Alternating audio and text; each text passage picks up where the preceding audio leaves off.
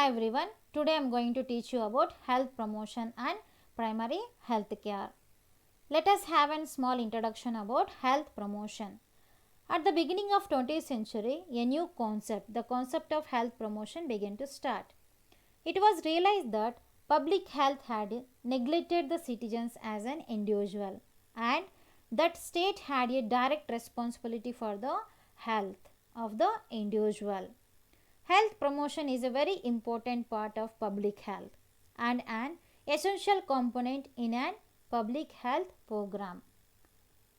Well, now we will discuss about definition of health promotion. Health promotion is the process of enabling people to increase control over and to improve health. It is not directed against any particular disease but is intended to strengthen the host through a variety of approaches or any interventions. Health promotion is nothing but improving the health status of the individual. Now we have to know about what is meant by health.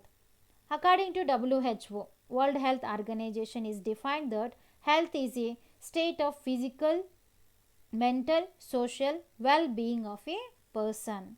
For getting of a good health it is not determined by the single factor. The various factors include social, environmental, economic conditions. These are the various factors which will be impact on the health condition of a population. Now we will discuss about some of the goals of health promotion which I mentioned here. First one is to improve equality in the health. It is some kind of social injustice. It should not be there in the medical organization because everyone have the right to be healthy in the society. Reduce health risk. By giving of proper health education regarding the disease conditions, reducing the health risk in the population. Promote healthy lifestyles. Promote healthy lifestyles are the one which will help to keep the individual healthy and to improve their well-being. Next one is respond to the underlying determinants of health.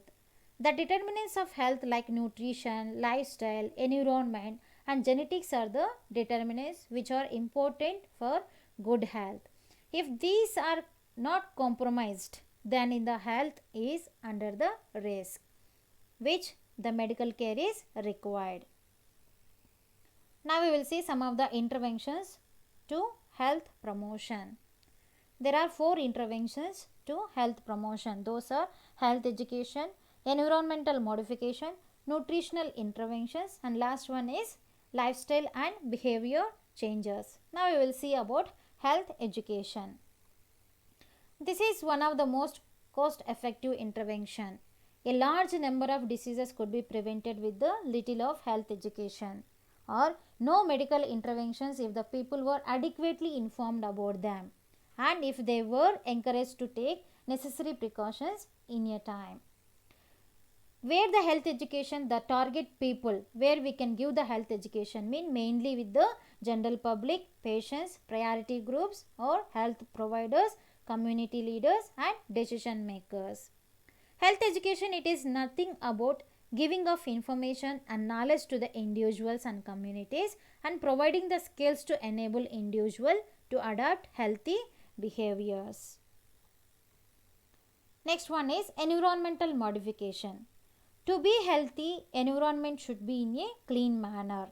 For the clean environment, we should follow some of the environmental modifications such as provision of safe water, installation of sanitary latrines, control of insects and rodents, improvement of housing, etc. In the history of medicine, has shown that many infectious diseases have been successfully controlled in many countries through by the environmental modifications. Next one, nutritional interventions. Some of the nutritional interventions which will modify the health status of a individual. Good nutritional interventions is important part as leading in a healthy lifestyle. Combined with the good nutrition, there is need of physical activity. Diet can help to reach the maintain a healthy status and it will be promote to the all overall the health status. Next we will see lifestyle and behavior changes. Some of the lifestyles which will improve the health status and some of the health styles which will decrease the health status, like smoking and poor diet, lack of exercises, which will decrease the health status of a individual. So the person should change the lifestyles for the good health modification. Next we will discuss about some of the principles. Here I mentioned some of the principles which will promote the health status. The health promotion involves population as a whole in the context of their everyday life. If the health promotion mainly directed to the action on the determinants of the health. The health promotion includes like communication, education, legislation, fiscal measures, organizational change and local activities against health hazards. Mainly the public should be participate in the health promotion level. It is basically an activity in the health and social field and not a medical services. Now we will discuss about a maintenance of health. How the person should be maintained.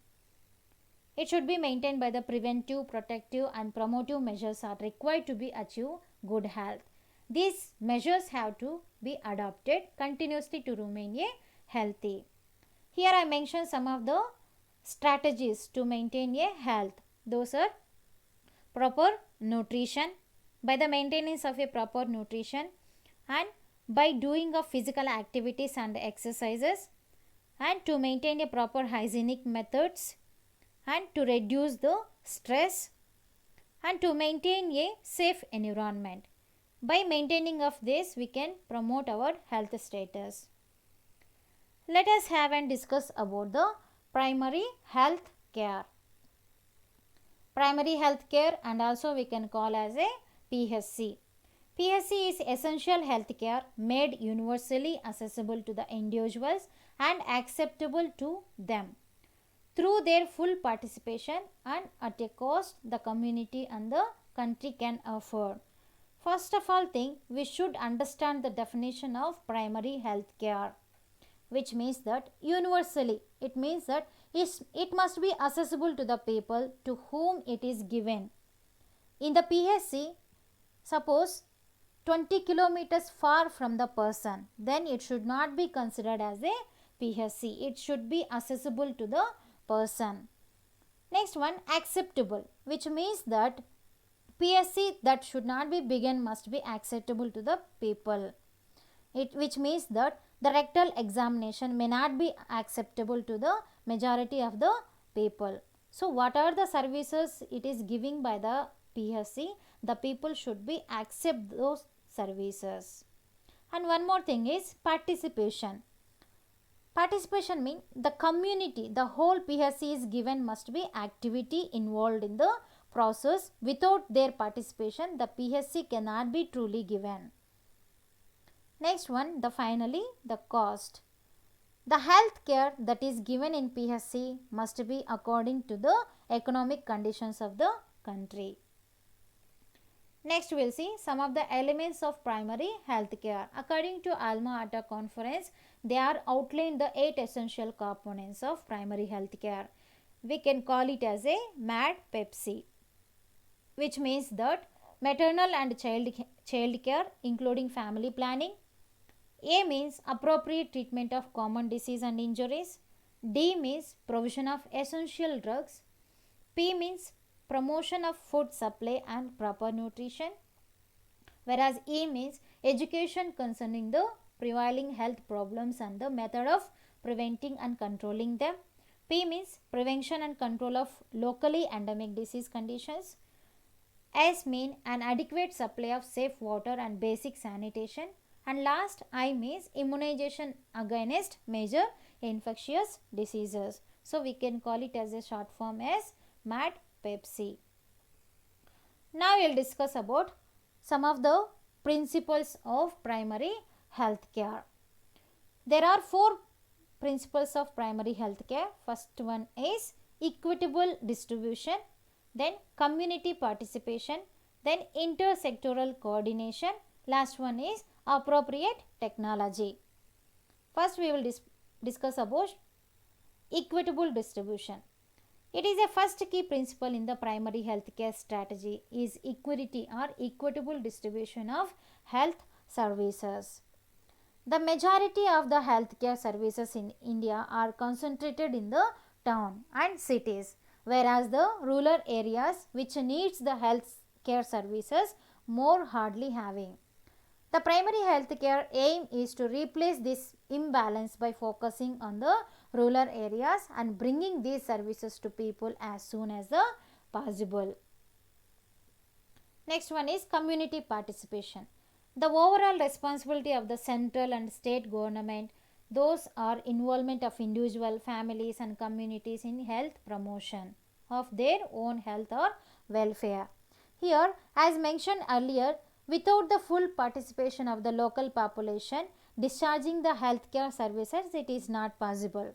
So, Government of India is taking local dice from the local community itself.